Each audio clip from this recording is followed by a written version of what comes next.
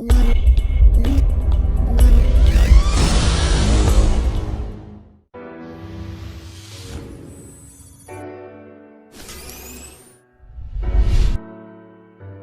there YouTube, and today I have some more Minecraft videos for you guys. This one is about the Snapshot 14W25A. There is a lot of stuff that's been added, and we're just going to start with the blocks.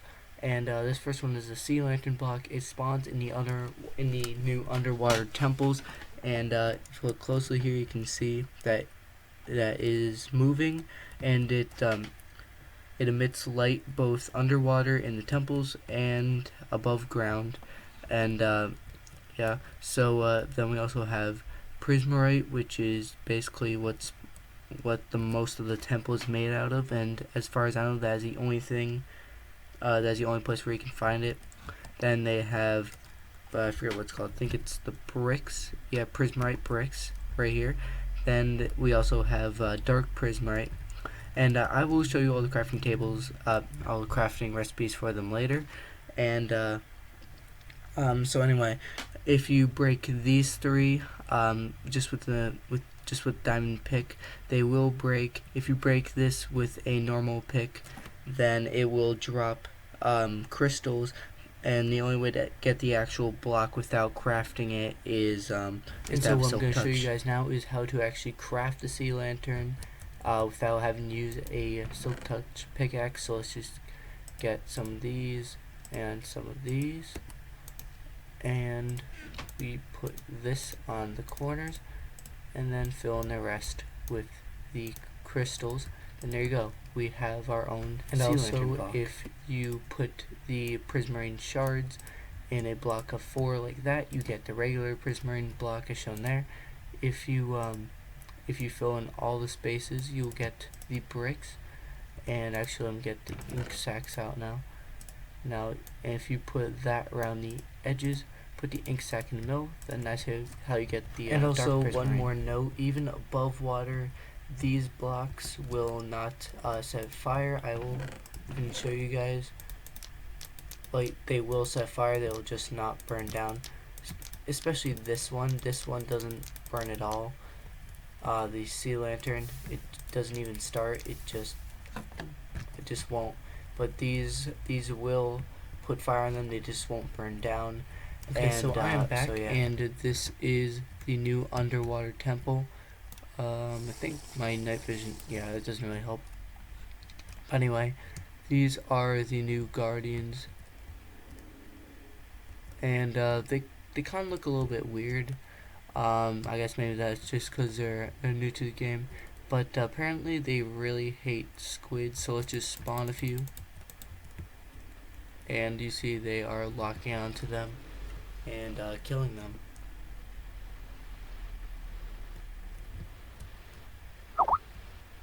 And there goes my Skype. Let's just period do not disturb. And so anyway, as you can see, these guardians are killing the squid. There's one feature where they just like get up all in your face, but that hasn't happened to me yet, surprisingly. So I'm just gonna go in. Okay, this looks like it's it. As you can see, there's sea lanterns, prismarine blocks all around. I'm actually gonna go. Let me drink my water breathing first. What? That actually helped. That actually helped me see. That's weird. Slash game mode S. Wow. Slash game mode S. There you go. That actually helped me see a lot better too. And as you can see, they lock onto me for a while. It's kind of like charging their attack. And then, yeah. Yep, there's the feature I was looking for. They just get all up in your face. So let's just walk around for a little bit. See what we can find. Let's try killing one of these.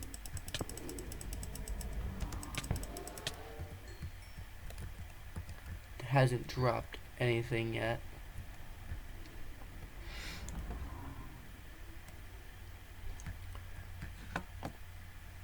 And there should be from what I've seen, there should be a big room somewhere around here. yeah. Oh, there's one. Not even locked onto me. Up here's that big room.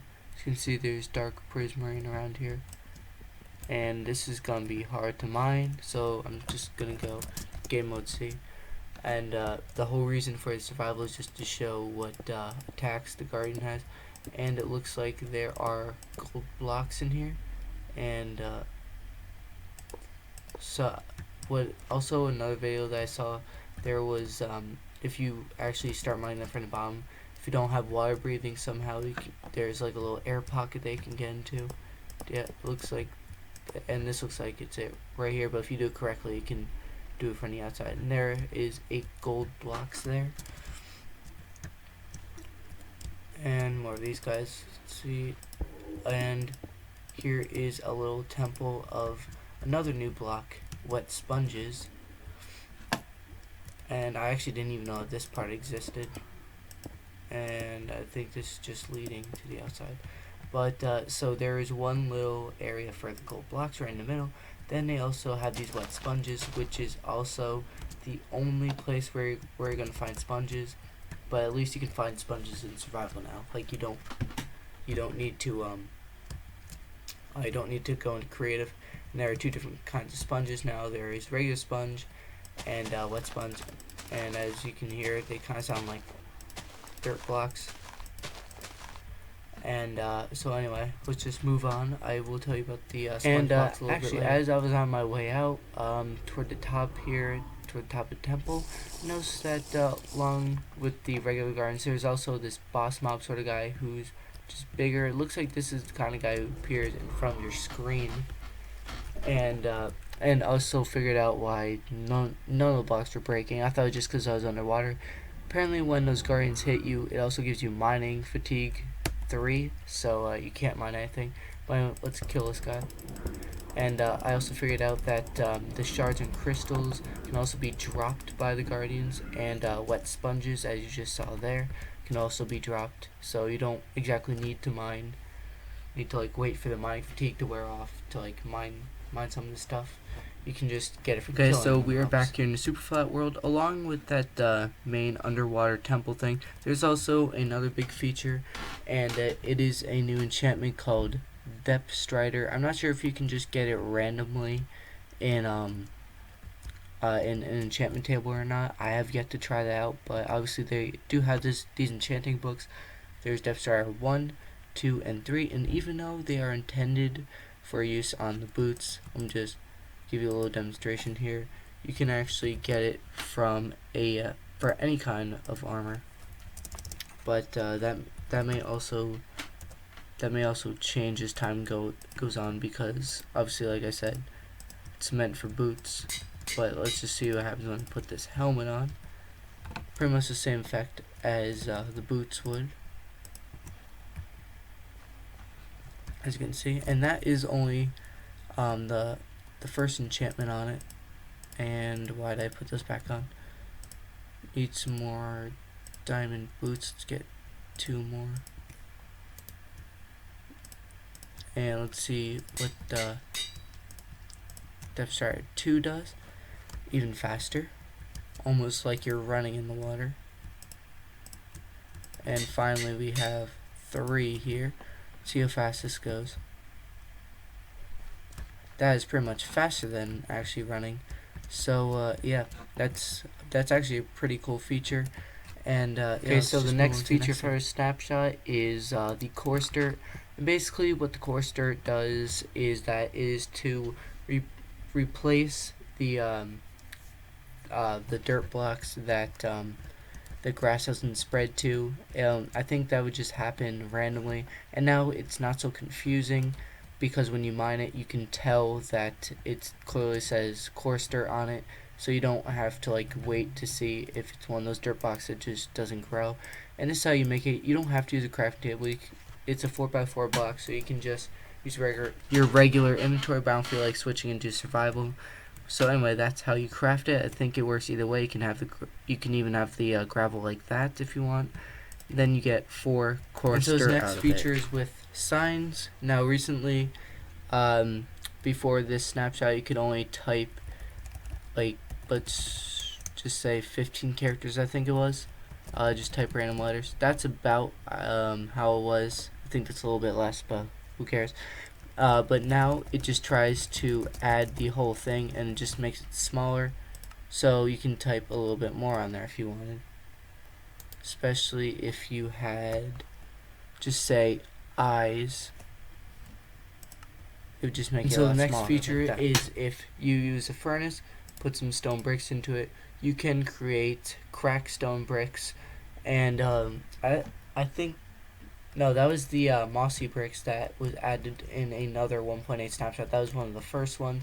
Now you can also create cracked. And I did say that I was going to get to a sponge when I was back in Temple, and there's even more to it, which I will get back to in a minute. And this is the regular sponge, kind of like how it looks in the normal creative inventory. And then here you have the wet sponge, and I also have a faithful texture pack on, so it may look different in the actual thing, because in a few videos I saw they looked completely different, but that's probably because once again I have texture pack. And but anyway, the wet sponge, you can find it in the underwater temples. As you saw, there's a little area for them where they just spawn.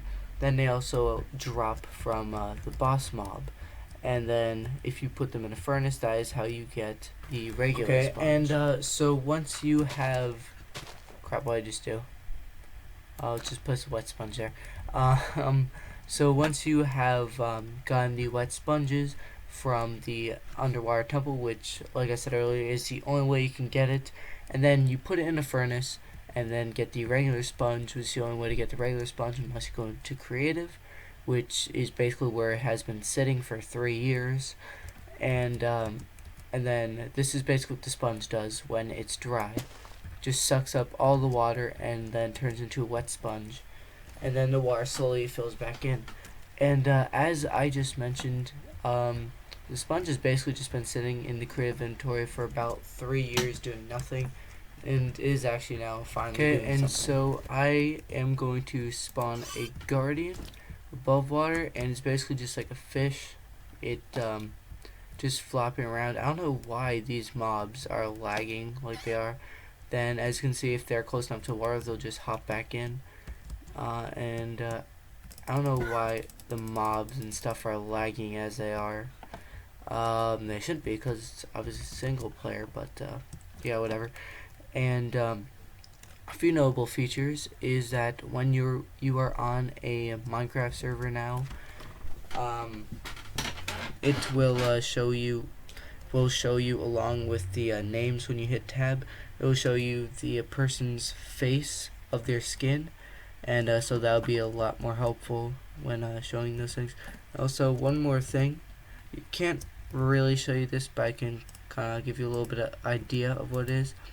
So basically, you can put JSON files inside of Book and Quills now. So basically, if you're in an adventure map and you want to put a link, you can put a link to something as a map creator and have people like go to that link and when they click on it, kind of like how the chat works. So that is basically all I have for the snapshot. Make sure you give this video a like if it really helped you figure out what was even in this. And yeah, other than that, see you guys later.